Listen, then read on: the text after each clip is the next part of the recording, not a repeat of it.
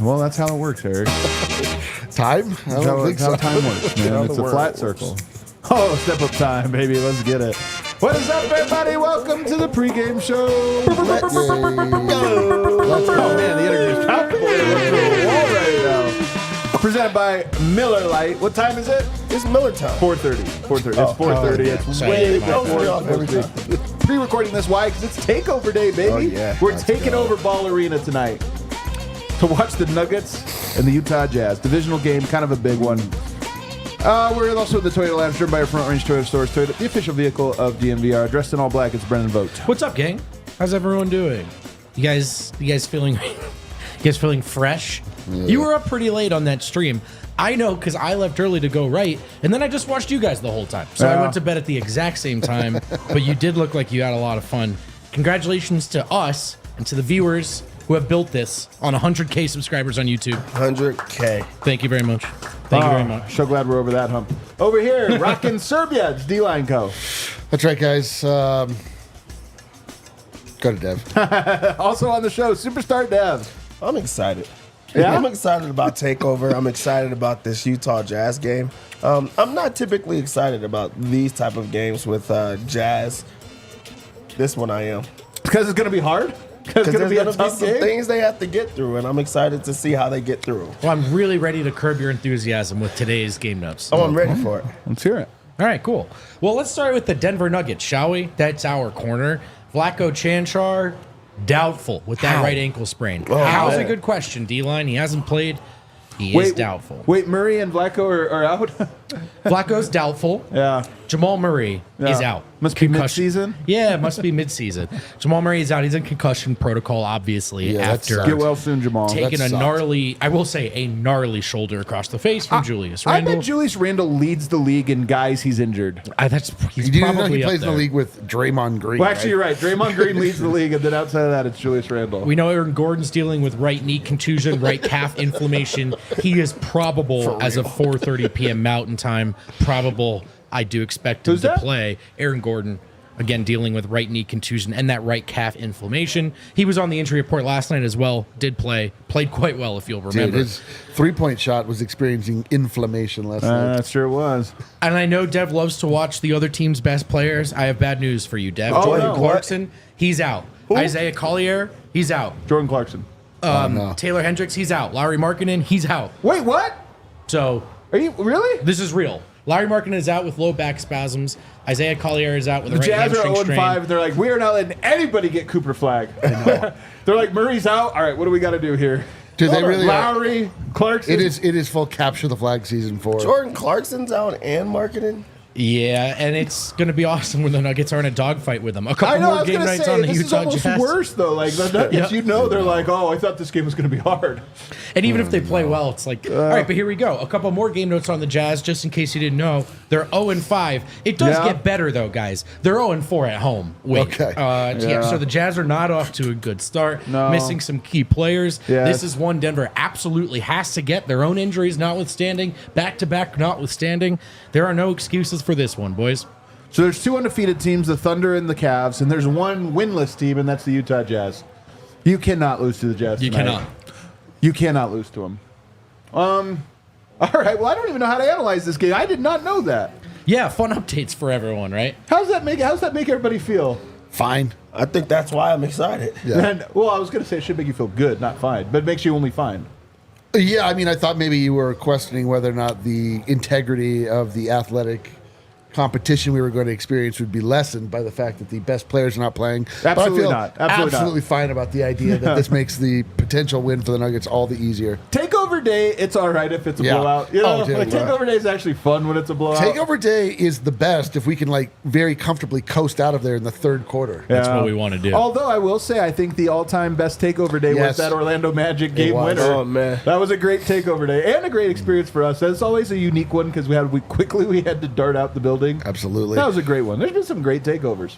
The takeover, listen, we do a lot of things here, some poorly, votes writing, things like that. Yeah. We do some things great, and the takeover is one of the things we do great, and I love it every time. I do too. It's awesome. Also, we did manage to sell this one out at the buzzer, so Did we shout out really? to everyone. Yeah, there were 2 left as of this morning. Pretty sure they're But we're gone, giving them actually. away. Yeah, we're Well, I'm doing pretty sure they're the gone. But shout out to everyone. Shout out to everyone who always comes and makes these really fun, and we really appreciate you guys, man. It's always fun to see you in person and not just on the internet. Yeah, and also, it feels good for us because when we don't sell them out, we hear about it every day. Yeah. It's like, hey, there's still tickets. What are you guys doing? Are you we've got a promoting it? little thing called Slack that gets updated with the Where you're the not sales. cutting a lot of slack. Where if I you know what that's I mean. where I was, trying to It's get a little there. too- I'm sorry. All right, so Dev, any other thoughts about this game before we kind of dive into the other notes? Well, first off, I think it's great that they're playing against a team like the Jazz on the second night of a back-to-back, which, back-to-backs are Music tough. to Denver my was one of ears. the best teams on back-to-backs. They're going That's to right. continue to be 1-0 so far. one of the best teams on back-to-backs. Even last year, they were one of the best teams, top 2 teams on back-to-backs. Now you are a little bit banged up, so you're going to have to adjust. And the Nuggets just came off of a game where they were to the wire, played I a can't lot of believe they didn't minutes. So win. now you play against a Jazz team that's not good at all and also not trying to win. So I think that's a recipe for success. Also, you have to alter with the backup point guard spot, which we're going to get to soon. And I think that's something that I'm excited to see. Well, let's get to that right now because we all saw in the last game there was a bump the Nuggets I personally think they got in Murray's absence. Kind of the energy goes up, but also a giant collapse down the stretch when you didn't have Jamal to do what he does, which is close games alongside Nikola Jokic. But tonight you're going to likely start Russell Westbrook and play him heavy minutes. So before we get to the backup point guard part, Russell Westbrook heavy minutes with the starters tonight and maybe for the foreseeable future. What are you excited about that? Nervous? I'm excited, actually. I mean, it was a tale of two halves when it came to Russell Westbrook last night. Really, He yeah. was the first half. Not a great story. Not a great. He was. I think he was at a certain point was 0 of 7, 0 points, minus bad. 19. Very, very bad. Unable to finish anything. But then he was a monster going down the stretch. He had an amazing block shot. He really brought a lot of Steals. energy. Listen. I feel better than I guess maybe I have in the past. There's just a lot that Russ's game has to figure out in the context of the rest of the Denver Nuggets. He does things on the basketball court that frankly absolutely make me insane and make me want to kill myself. And then he does things where I'm like, that is the most athletic person I've ever seen. I cannot believe though he cannot finish any layups unless it's a spectacular one. He is confounding and he did have that crazy layup. it was so crazy. Yo, listen. That was the hardest layup of the year. Easily. Automatic. And He also missed the easiest layup I of know. the year last The week. dunk, the and one dunk last night too. When he got fouled and just then he threw just it. did- I'm like, what is There's that? there's a lot to work out. To me, I'm like, I at least feel intrigued. I'll say that. Yeah. Unsurprisingly, he's a lot better with Jokic than he Yes. is with Šarić. This is true of every basketball player of all time, but I think it's noticeably so with Westbrook, who is good at entry passes. He has figured out a little bit of a two-man game with Jokic. The real damning thing was the turnover in the clutch. Yep. Because for the most part, I think he's done a good job in his minutes alongside Jokic of just rerouting the ball right to 15. He got that clutch rebound, and then he just went for it. He went for the layup and turned it over, and that ball's got to go right back to Jokic. Funny thing is, had he done that and they won that game, we're probably talking about the little stretch where Russ helped them. Absolutely. So I ended up giving him a D in player grades. I wanted to give him higher than that. The turnover sank him, but that's the thing. It's when he's with Jokic, that energy and what he does well, getting into the paint, distributing, that's all welcome. But to D-Line's point, he just can't help himself sometimes, and that'll be a big question tonight, especially if crunch time arrives. Eric said that Russ needs to figure things out, and he truly does.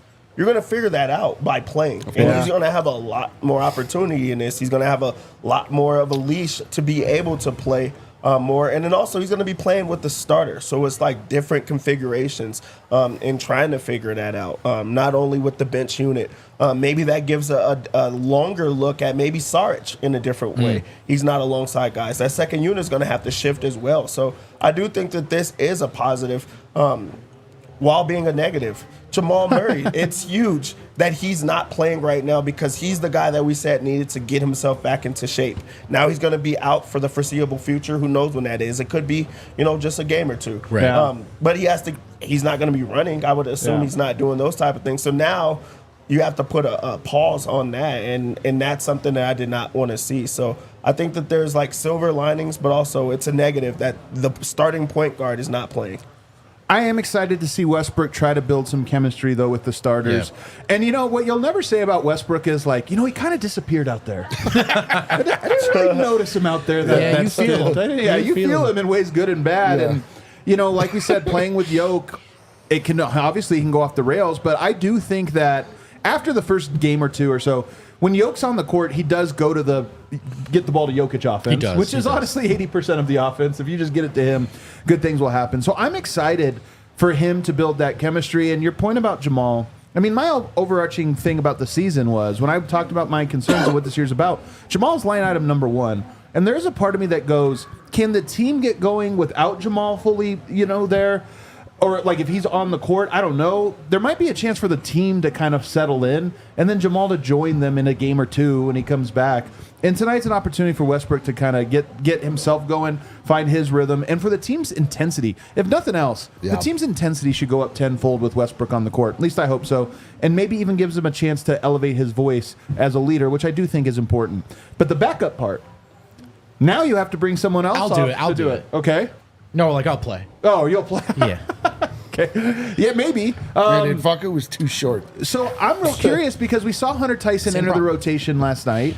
Who knows? You go with Saric, you stick with him tonight. It's an easier game. Who knows what happens there? But I'm curious, Dev, if Denver's going to go to an actual player, Trey Alexander, Jalen Pickett, or if they're just going to say, you know what, this is a chance for Christian Brown, Julian Strawther to work on their, faux point guard play. What do you think they go with? I think they go with the second option. Agreed. With the Strawther, with the Brown, because they want to build some continuity. They want to see who that third point guard is. They just got rid of a guy that is on the roster and put him in the G League. And Pickett. Yep. So like that really goes to show like they think that they have that guard option already on the team. Trey Alexander's not going to be there in the playoffs. He's on a two-way. So like that just doesn't make sense. I think that it's about building those guys, and also you need Julian Strawther or Christian Brown to be more of a facilitator, put the ball in their hands and find different ways because of how Denver operates. They get out and run, and it could be with anybody. So maybe that's what it looks like for Julian Strawther, whose shot has not been falling. Yeah. Maybe you need to find a way to impact the game in a different way. Yeah, I think we'll see basically Julian Strawther be the backup point guard. Like, we saw him take on that role in Summer League, which I always reference back to, and I'm never sure why, because it's the least informative part of basketball, but he was like able to be that for that team. Like, he does have that in his bag. We, like you mentioned, also Christian Brown has played that role in the past. I'd be a little bit surprised if they turned to him to run that tonight, but I do think it'll be more of by a committee. Pickett's not even with the squad right now, is he? I think he got recalled. Did he really? Yeah. Let me check. It's not like off the table, and it's not off the table that we see some other players. But I really do think I would envision that it's going to be Julian's role. And it might allow them to play another guy in the rotation. As Hunter or a Zeke or something else, just without having to take somebody else out. You just have another spot there if you move those guys up to point guard. I kind of expect that as well, and I think it would be a good one. If you look at the game tonight, are they going to face crazy ball pressure? Are they going to face that? I don't know. Not like some of the teams, Oklahoma City or what have you. So this might be a nice little ease them into that role. They do have Toronto after that, who we saw shed Davion Mitchell. They do have guys that can put pressure on a ball handler. Tonight might be a healthy medium. Yeah, I mean, it's interesting. On one hand, you look at some of the two ways Denver kind of didn't get the most out of, and because that maybe didn't take an opportunity to say, do we want to free up a roster spot? Do we want to convert them? Jay Huff is the obvious example. Here's the flip side, though, right? You could play Trey Alexander.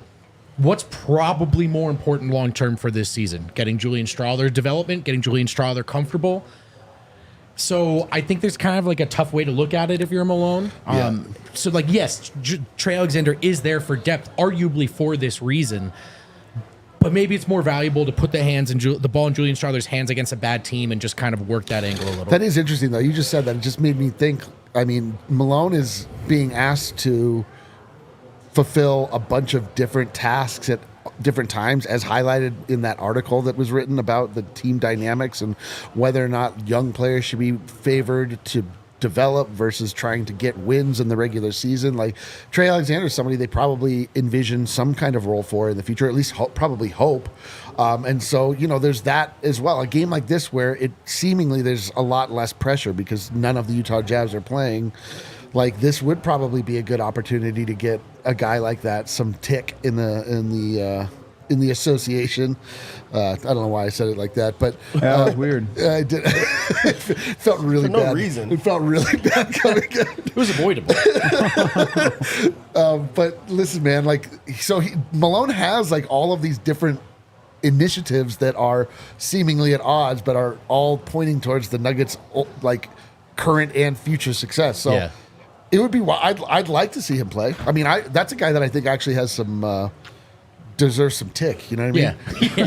That's what I'm always saying about him, dude. Let's give that guy some tick. Well, let's take a look at the 5-game homestand because this is just one game. But I looked at it. I go 2 home games, 3 road games. That's kind of a normal rhythm. 5-game homestand.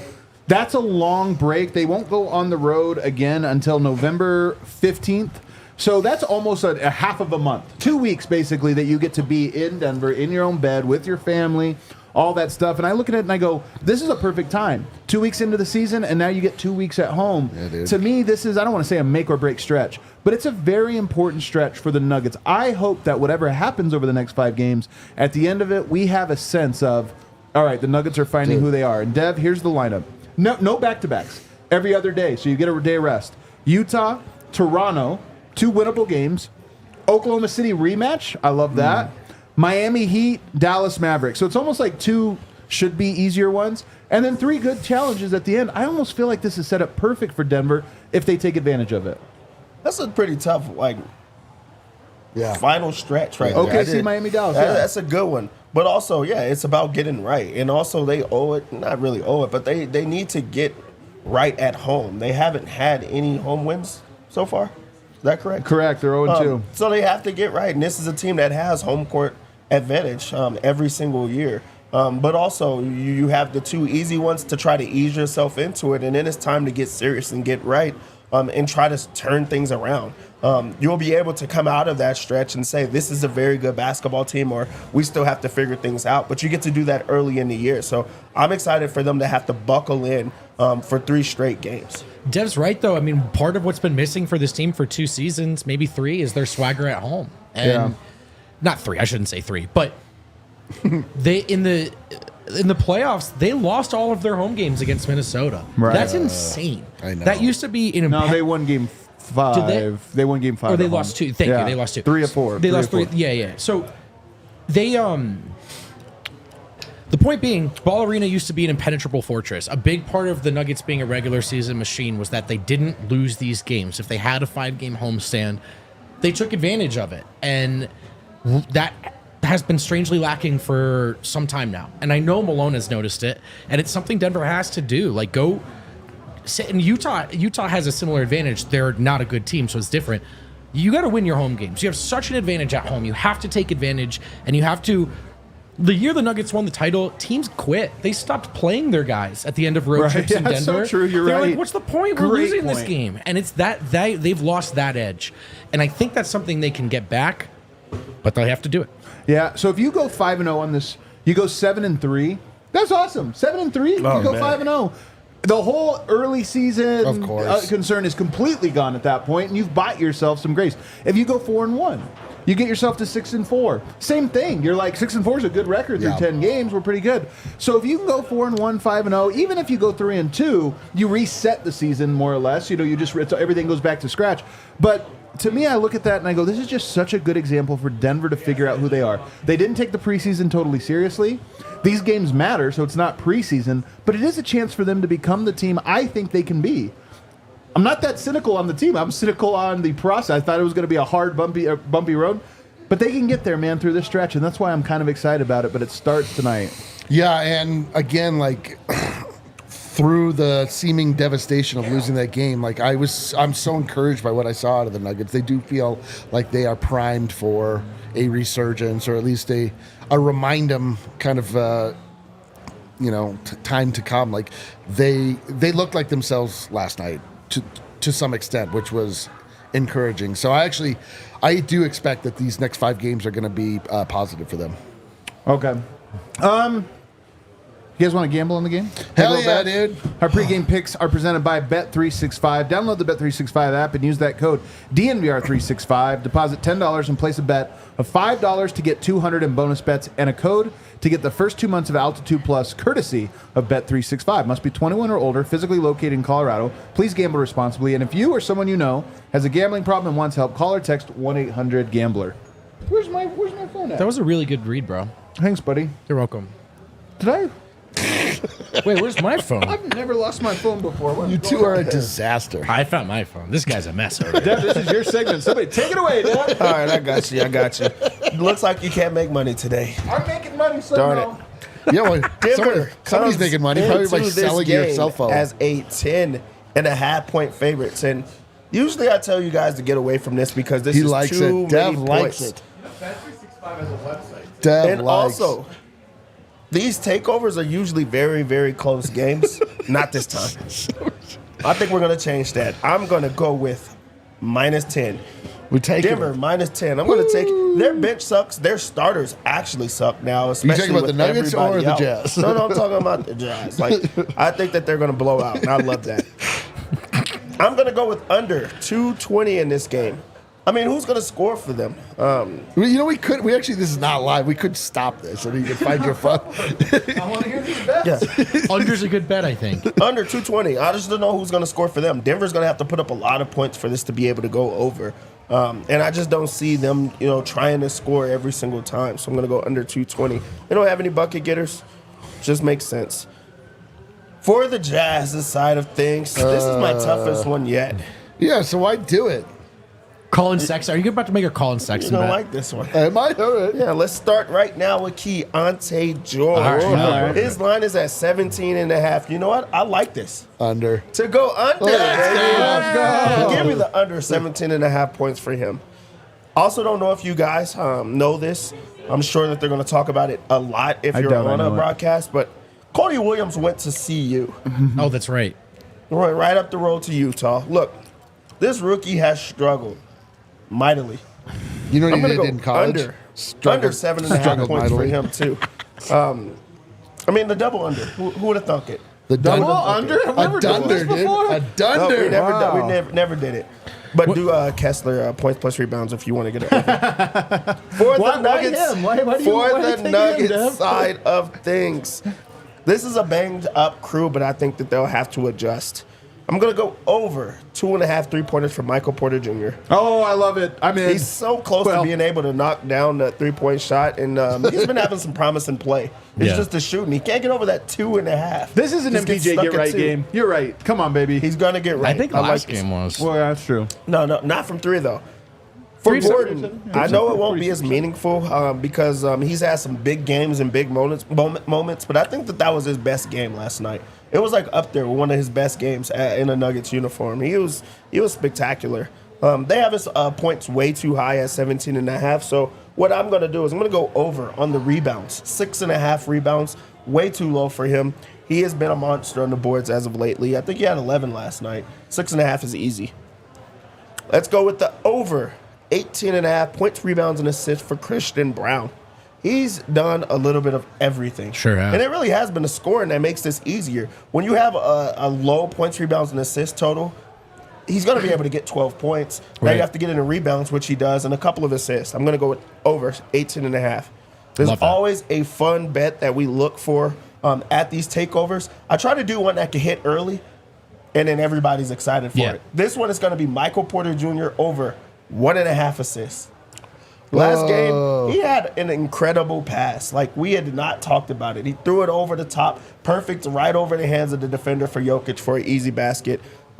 Two assists. He could get this in the first quarter, or he could never get it. Hey, Dev, you want to know something? Yeah. Porter's assist total so far this season: 2, 3, 2, 2, 4.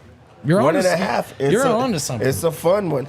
I wish that they had a Westbrook stat, but they're cowards. I know, dude. That's what I was just looking for. I want to Cowards. take Westbrook assists. Like, come on, assist would have been a fun one. Like, Yeah. really, he would get That's the over one he's on going this. to get for sure. Sucks. Maybe rebounds For for our him. defensive best, let's go over. Gordon, 1.5 blocks plus steals. I mean, he's very active right now. You have Yeah. to take advantage of him while he's active. And for the lock, for our money maker, Let's go. we're gonna go over Yep. 8.5 assists for Nikola Jokic. I have that too. Me and you, Oh, Dev. man. We share We're on one the same couch and page. one mind. He's gonna have a quick triple double. So I just feel like why not take advantage of it? 8.5 love that. assists. You get one to spare. That's gonna true. get it. You get a whole assist. I get did a a little whole research just for our You did your own our research? foreign fans, who Yeah. might not. I just want to know when Dev says that he went just down the road to Yeah. Utah, he means 518 miles via I-80 West. It is Yeah. a long road. It is one road. It's Well, a to long. Dev's- I don't think that's how you'd get there. I think you'd take 70. Would you? I think you'd take. Where in Utah you're going? Yeah. I know in Salt Lake it's basketball. 80. Yeah, how'd that 80, research yeah. go? And they also do kilometers. And just and, No, they don't. But it's a great joke. I think they do kilometers there. That is no, true. he's saying the foreign fans. If you're trying to, yeah, what are you talking about? Also, to Dev's point, there's nothing between here and there, so it's as though it's is right one down. road. It is man, one road, I'm telling man. you, it's a beautiful drive. Yeah. I What do one you I've been a see? million On times. this drive, what do you usually Rocks. see? You see typically? the Continental Divide. Rocks. You see Like what? rocks. What do you mean? What? You see the Rocky Mountains. Rocks. It's pretty. rocks. It's pretty You see dope. rocks. You do also You see get. some trees. You see some wildlife. Then you get stuck overnight in Rawlins, Wyoming. And Oh my you God, lose the dude. romantic kind of. Place alive. Yeah. All right. I just want to say it was a long road. I'm That's going all. to take you on a drive. We're going to go leaf peeping next year together, Dev. No, there's gonna be so many leaves. Rock. You're gonna go rock watching. Everybody, we're going to go take over Ball Arena with all Let's of our go. homies. Boom! Sorry you guys aren't here with us. Stay tuned. Hit that like button on the way out. I got excited with takeover. Unsubscribe.